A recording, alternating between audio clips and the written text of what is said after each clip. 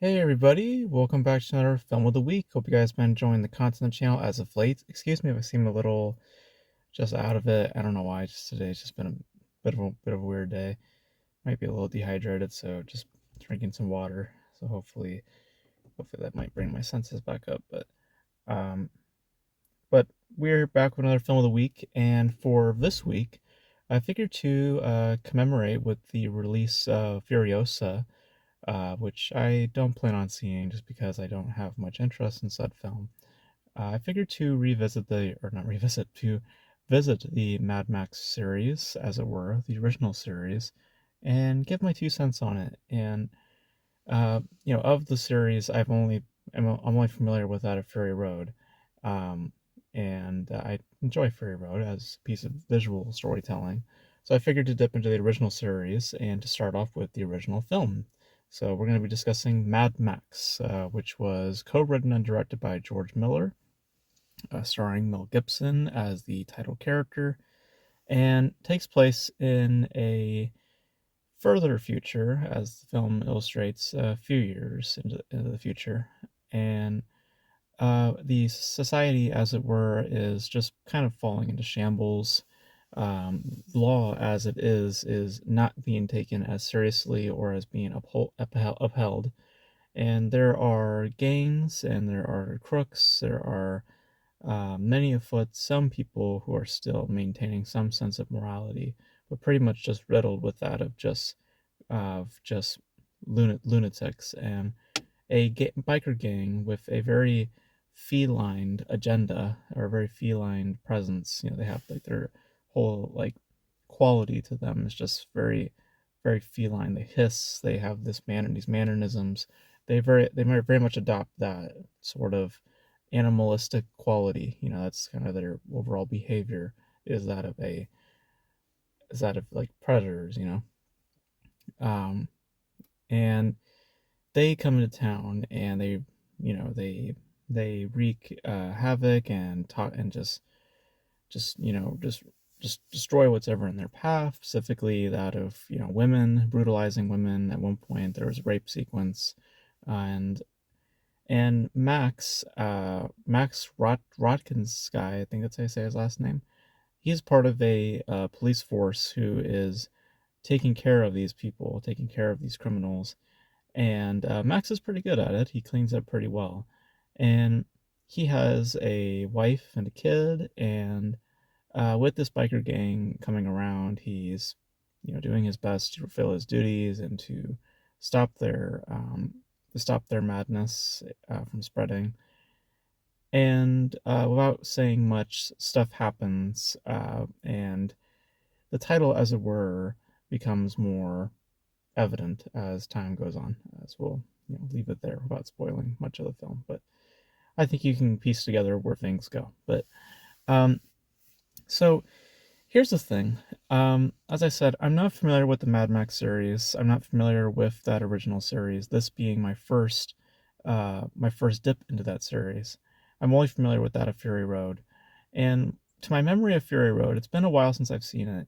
As I said up top, I think of it to be a good piece of visual storytelling, and visual storytelling is a marriage of the two. It's just a matter of what is taking as to use a metaphor in the context of Mad Max, it's whatever's taking the driver's seat. In the context of visual storytelling, aesthetic and style is taking priority, but storytelling is pretty much in the passenger seat. They're still coexisting together, still in the same proximity, still within reach, and still um, uh, within a just a balance of sorts.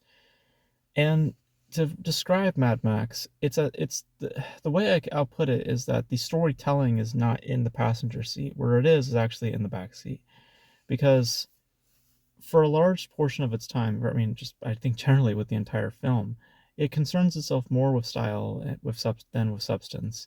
And I understand that going, get, letting myself, kind of marinate in Mad Max's world. I understand ultimately that that is the concern of the series, is that of style.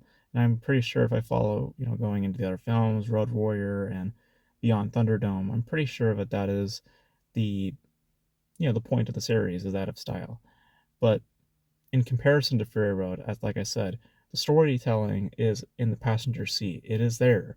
It is in the same space as the visuals are, and in that you find yourself in a more compelled area. In this film specifically, the storytelling is in the back seat. In that, I just find myself not narratively interested pretty much at all, and I find the developments and the characteristics to be very absent. And that of performances as well. I don't think any of the performances worked well for me. I think Mel Gibson, especially, just didn't do much of anything. It gets points for its practicality. There's solid practicality in there. I mean, but ultimately, that is all that the film concerns itself with, is the uh, vehicular traits than anything else. Its persona is that of a vehicle. It's just more concerned with the vroom vroom vroom than of anything else. It's just whips of the cars flying from one side of this road to the other side of the road, and the cycles go like this and the cars go like that, and it's just that's pretty much all that the original film concerns itself with. And a lot of the characteristics and the developments are very much put in the background. Um, Another thing that I found interesting about it is that it's very much oddly inspired by A Clockwork Orange. When you see the gang, that motorcycle gang, um, it very much shares a spirit to that of A Clockwork Orange. So it's kind of a strange inspiration when seeing just that gang unfold and just their overall spirit and mentality. It kind of reminded me very much so of the opening of A Clockwork Orange and just that group in particular. Um, but it's it's stylistically motivated, and just that it doesn't concern itself with any marriage of substance, and it's like more importantly than anything, it is constructed with a very televised manner, in a very commercialized manner, or a very um like like it feels more in the vein of videography than that of filmography. It just feels like a collection of shots that were just um stitched together, and not where there is some sort of story at play. Again, a lot of the times the story is just kind of playing in the background, and a large portion of what you're watching is just, again, cars just whipping back and forth from one side of the road to the next. And within all that, there is something going on a narrative level, but again, it's just very, very minimal, and in the back seat. If this was a truck, even probably in just the trunk itself, you know. But eh, it's sort of in the vein of like a proof of concept, really. But even then, that would probably give it some merit, but it doesn't really earn it. So I found it to be very, very lackluster and very absent of any real quality outside of its style, outside of what it's trying to do with the vehicle, outside of what it's doing with the car. And I thought about that at one point, thinking, well, maybe that's the entire point of the film. And I was thinking to myself, does that create substance? Does that create something more meaningful with how much they're putting attention on the car? And the answer really is no. With the difference with Fury Road is, again, a lot to do with just where the storytelling, the where they place storytelling in the concern of the filmmaking. Like I said, the Fury Road storytelling is right beside me. With with this, it is very much so all the way back here, to the point where I cannot really care or really see it as often. You know, and with that, what I get from the film is something very disorienting, very absent of real quality in terms of just story. Practically interesting, but more or less that's all it has to offer, really. And I just found myself a little bit bored. I found myself not as really that engaged. And with that, I just found myself not really caring. I don't see what the appeal is outside of what they're doing to that vehicle, doing with the vehicle. So yeah, so I didn't really care, honestly. At some point, I just stopped caring, or really, my care started to just fade as time went on, and the editing became more ludicrous. The performances became much more absent and just lifeless. It's just it just really doesn't have much.